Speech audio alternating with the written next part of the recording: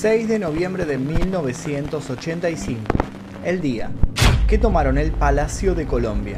Se vivieron horas de incertidumbre, de terror y de muerte en Bogotá. El evento se transmitió por televisión y se llevaba al minuto a minuto mostrando los despliegues de tanques, tiroteos, helicópteros y soldados, aunque había órdenes paralelas de que no se divulgara lo que realmente sucedía. Como consecuencia de ese enfrentamiento, hubo imágenes de muertos y varios desaparecidos, de los cuales aún no se sabe su paradero y que dejaron marca en la memoria de los colombianos para siempre. El miércoles 6 de noviembre de 1985, el grupo guerrillero M-19 tomó el Palacio de Justicia de Colombia y mantuvo de rehén a 350 personas, entre ellas magistrados, empleados y visitantes del palacio. La odisea se prolongó por 28 horas, con un resultado de 98 muertos y 11 personas desaparecidas.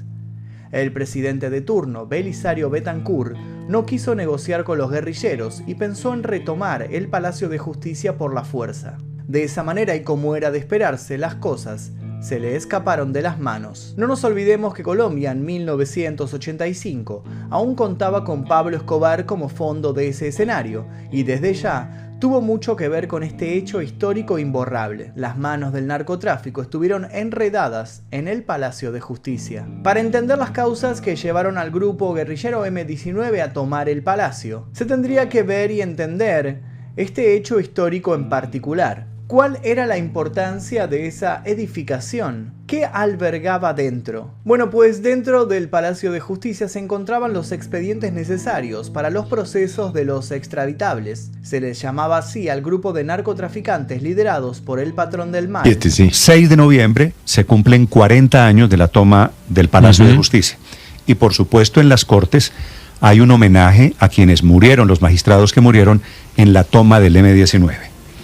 La noticia, Felipe, que hay esta mañana es que están organizando la agenda de jueves y viernes de la semana entrante y no invitaron al señor presidente Gustavo Petro.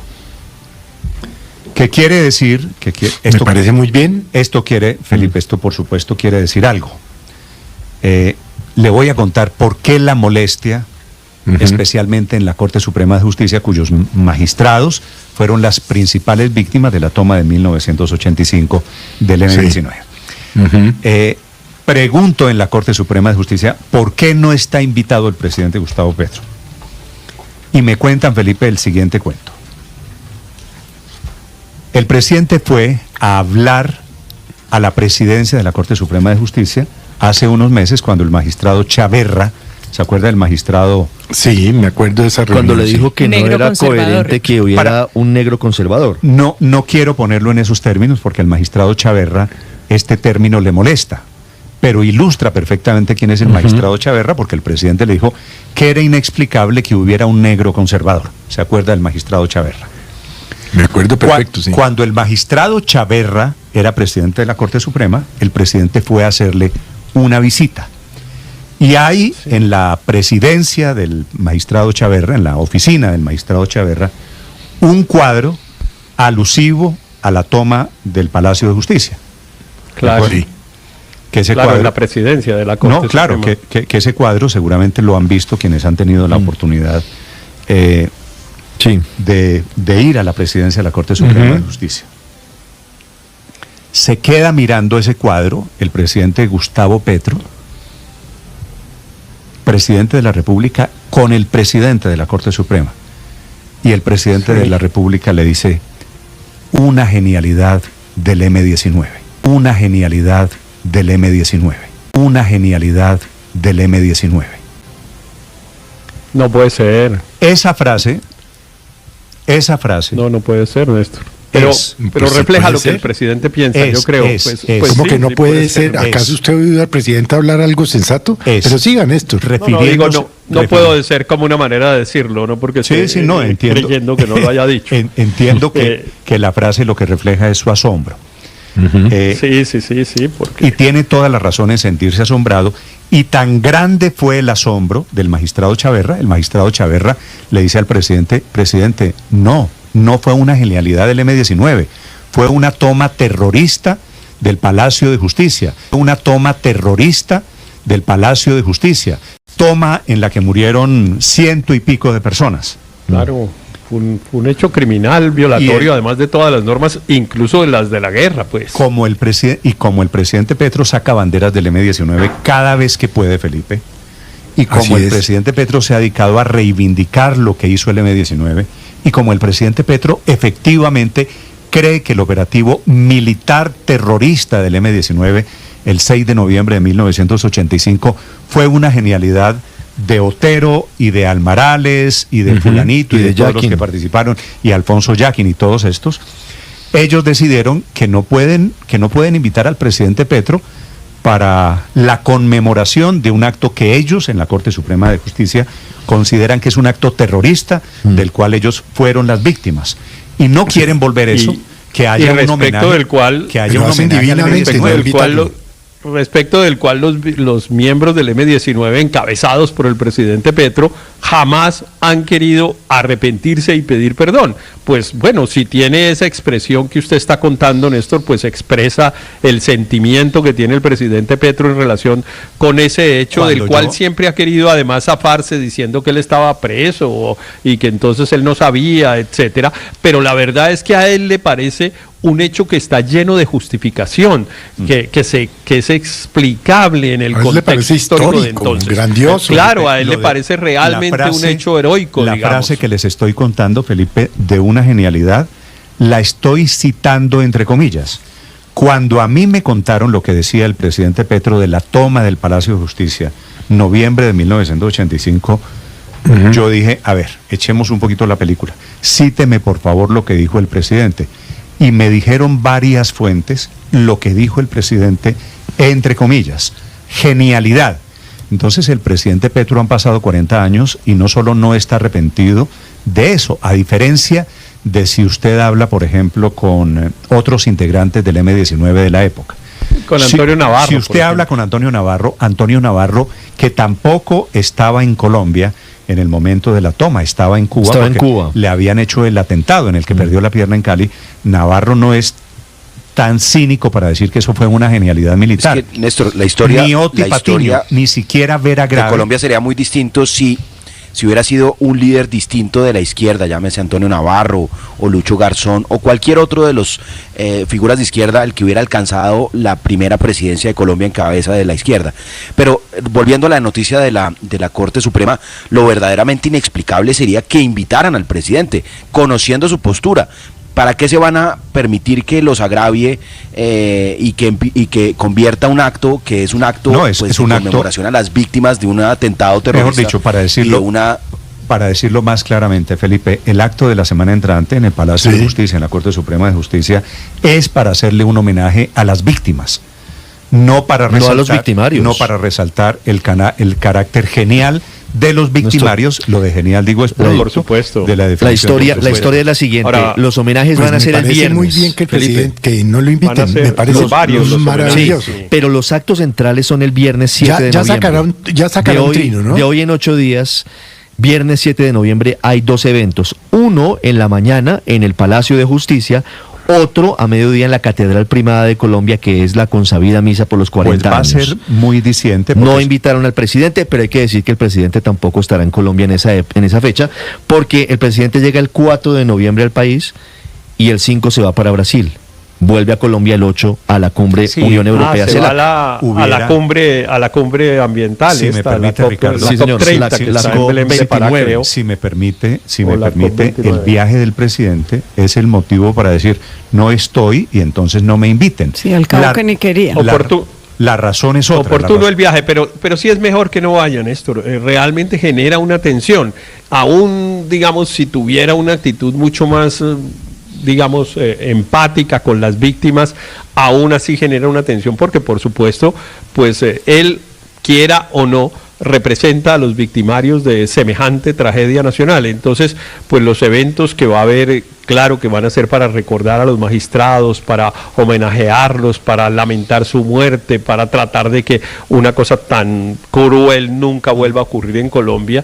Y pues eso no es tan fácil hacerlo cuando pues al frente está o al lado está pues a quien representa políticamente a los victimarios. Claro, y que nunca han pedido perdón. Pero Héctor, puede ser. Y que nunca han pedido perdón, claro, porque hubiera podido ser un acto de reconciliación si ellos tuvieran esa actitud. Uno perdona si piden perdón, pero si no piden perdón, muy difícil. El presidente Petro no es un secreto, hizo parte del M-19, pero el presidente Petro sigue defendiendo a estas alturas, 40 años después, lo que hizo el M-19. Y esa descripción, Felipe, el cuadro al frente con el palacio en llamas ardiendo, que está en la presidencia de la Corte Suprema, y el presidente de la República al frente mirando contemplativo el cuadro que demuestra la tragedia. Y el presidente Petro le dice al magistrado Chaverra una genialidad. Usted imagínese la cachetada que significa eso para los magistrados de la Corte Suprema. Es que el presidente Petro nunca dejó de pensar como guerrillero. Nunca. Y vamos a hablar seguramente. La prueba pues es que usa la bandera del M-19, que puso el sombrero de Pizarro, la sotana del cura Torres, y lo que dice y lo que hace. Y que retomó el tema de la espada en su misma posesión. O sea, es que eso ya se veía venir. Efectivamente, el presidente. Toda la semana, Néstor. No es una sorpresa. Habrá actos de homenaje, ¿no? No, le iba a decir que toda la semana habrá actos de homenaje. El primero va a ser el próximo martes a las 8 de la mañana en el auditorio principal de la Universidad Externado de Colombia, encabezado por el presidente de la Corte Suprema de Justicia. A pesar de que el escenario es el externado, el organizador es la Corte Suprema y estarán pues las máximas cabezas de las altas cortes y estaremos allá pues todos los que estaremos rindiéndole homenaje a quienes fueron nuestros profesores, ¿no? Felipe, del externado de su universidad eran la mayoría de los profesores de esa Corte Suprema, del externado. Era el profesor Gaona, era el profesor Medellín, era el profesor Reyes Echandía, era la mayoría de los magistrados, no solo de la Sala Penal, sino de la Constitucional de la Corte Suprema de Justicia. El doctor Manuel Gaona. Sí, lo mencioné ya. Edificación, a los que se le sumaron algunos de los integrantes del batallón de la Guardia Presidencial. Pasado el mediodía, y es una de las imágenes más recordadas de ese día, llegaron tanques EE-09 Cascabel y se ubicaron alrededor del palacio. Esa postal de los tanques llevando todo por delante a su paso fue calificada como un holocausto por la Comisión Interamericana de Derechos Humanos. Los guerrilleros, desde el cuarto piso, realizaban llamadas con el fin de negociar. Exigían que se difunda y publiquen los diarios. Querían que se creara un espacio en donde la oposición al gobierno de turno pudiera expresarse y que el presidente Betancourt se hiciera presente y se le realizara un juicio político. Cerca de las 2 de la tarde, uno de los tanques destrozó la puerta principal y 2 helicópteros dejaron en la terraza varios policías del comando para que pudieran ingresar al palacio. Los otros tanques irrumpieron en la edificación y lograron retirar algunos cadáveres de policías y de guerrilleros, entre incendios y tiroteos. Los primeros rehenes fueron liberados alrededor de las 2:30 de la tarde y otros heridos derivados para su atención a los hospitales zonales. Policías, escuadrones y grupos operativos invadían el palacio por todos lados, como una lluvia de personas. Los guerrilleros estaban rodeados. Cerca de las 3 de la tarde, Betancourt decidió apoyarse en la opinión de congresistas y expresidentes, los cuales le aconsejaron que la mejor opción era negociar. La situación es dramática. Estamos aquí rodeados de personal del M-19. Eran las palabras de Reyes Echandía, el presidente de la Corte Suprema. Pedía incansablemente el cese del fuego. Sabía muy bien que su vida estaba en manos de esas personas y quería salir de allí vivo, pero nadie parecía escucharlo. Incluso alrededor de las 5 de la tarde, Reyes logró comunicarse con Víctor Delgado Malarino y fue más claro aún: de no cesar el fuego, los que estaban ahí presentes estarían muertos. Pasada media hora, el general y el comandante Jesús Arias Cabrales tomó el mando de la operación de rescate. En una de las llamadas, Alfonso Jaquín les dijo: es increíble que el M-19 no es el que se ha tomado el Palacio de Justicia. Se lo tomó los tanques del Estado. Eso es lo increíble, el ejército entró con sus tanques y están sonando los tiros. Cuando entren en este piso, nos moriremos todos, sépanlo. Habían pasado más de 10 horas de la toma y Reyes Echandía se comunicó de nuevo con Villegas. Seguía con la misma idea. Si no paraban de tirotear y atacar, los mataban a todos. La noche había llegado al centro de Bogotá. Las agujas daban las 9:30 p.m. Incendio y explosión en el cuarto piso, bomberos haciendo lo que podían, pero desde las afueras se veía cómo el fuego cobraba fuerza y el palacio se iba consumiendo. Los magistrados intentaban desde adentro apagar el incendio con unas mangueras de emergencia. Finalmente, todo parecía llegar a su fin. A las 7 de la mañana, el presidente Betancur aceptó una instancia de diálogo con los guerrilleros. El consejero del Estado, Reinaldo Arciniegas, fue liberado por el M-19 con el fin de enviarle un mensaje al presidente, que deje ingresar a la Cruz Roja.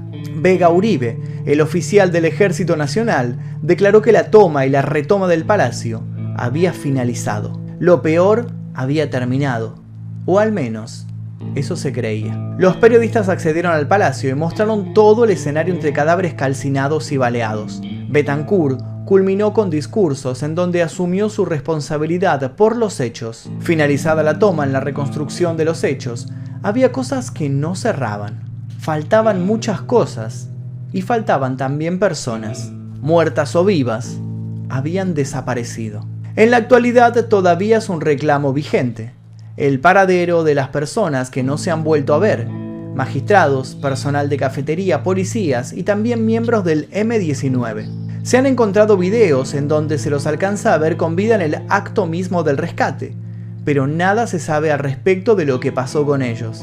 Hoy, después de 35 años, los familiares aún exigen justicia y una explicación. De las 94 personas declaradas fallecidas, solo se pudo reconocer a 68.